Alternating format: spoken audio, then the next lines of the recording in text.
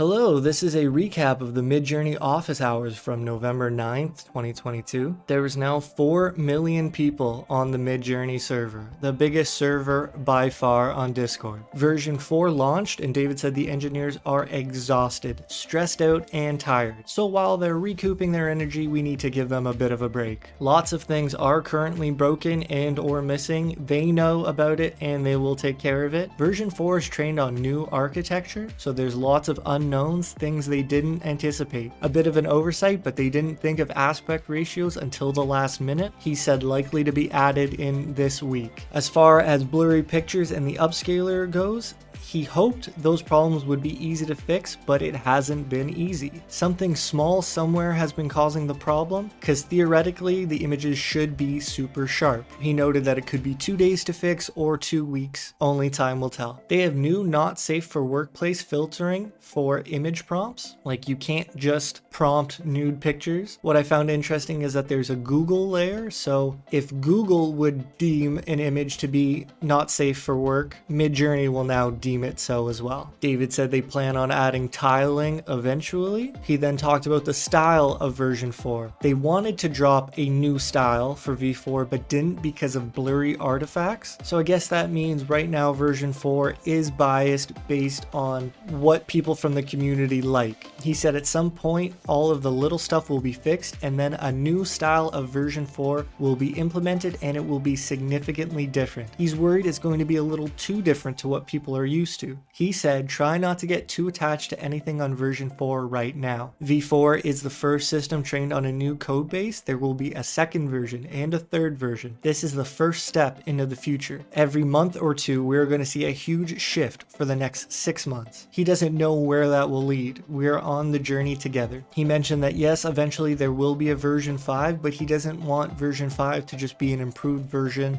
of number 4. He wants to fix the bugs in V4 and then make V5 something different. It's going to be a big jump. He said a lot of things didn't make it into V4, but I don't really know what that means, and he didn't talk about it much either. David mentioned how he loves image prompting, and I realize that I need to get better at that. He seems to be really taken aback by how powerful it is and how much you can accomplish with it. I haven't seen a reason to use image prompting over regular prompting, but honestly, maybe I'm missing something. He went on to encourage the chaos parameter, and I could not agree more. It's amazing. Use -- chaos. Apparently the best way to describe it is that it builds in variety into the 2x2 grid that you get with each prompt. He talked about how they're continuing to roll out betas for their anime art generator Midjourney. Right now they're keeping it small to collect data. When it updates to version 4, it will be the first giant model with a narrow domain. He called it pretty intense. And he noted that one subscription will work for both. So you could be in Midjourney and just type in like -- Niji and then get anime art that way. Then David talked about some website changes. So they added collections, which is where you can group together a bunch of similar images and have them in like a folder. You can also filter by your ranked images, whether low ranked or high ranked. You can choose a banner for your profile and kind of customize it a little bit. I couldn't figure out how to make the banner myself though. Maybe I just missed the button. Eventually they plan to make collections publicly shareable, and eventually they want to make an API, and I don't know what that would really entail, but that's further out anyways. They are still trying to push a new billing system. He didn't really say what was taking them so long. He did mention that they want to add free and cheaper tiers, but they wanted to get the bigger changes to the structured billing changed first. Couple more things. He mentioned the version 4 style again and how he wants to make it more cinematic eventually, and maybe my words were a little poor there, because he feels like that's what the community wants, more cinematic. If he had to guess, it will go a little more towards realistic and cinematic. It seems to be what people want. If needed, there will be multiple modes and more dials added so we can really fine tune what we're looking for. Again, it's probably going to become more realistic but more sensitive to your words. And the goal is eventually to have the system generate a style that's custom to you. But for now, they want a good default style that people like. And then I got to ask my first question ever in these office hours. And here it is word for word. I asked, would it be possible to add a feature that works like Google Street View, where you generate an image and then you'd be able to like click into it and see to the left or to the right, not like outpainting, more like seeing down the street on an image you've made, or like clicking on a door in an image and then generating interiors. And he said, theoretically, yes, it would be possible. He does see that as more of a longer term goal or something they'd like to add maybe a year from now.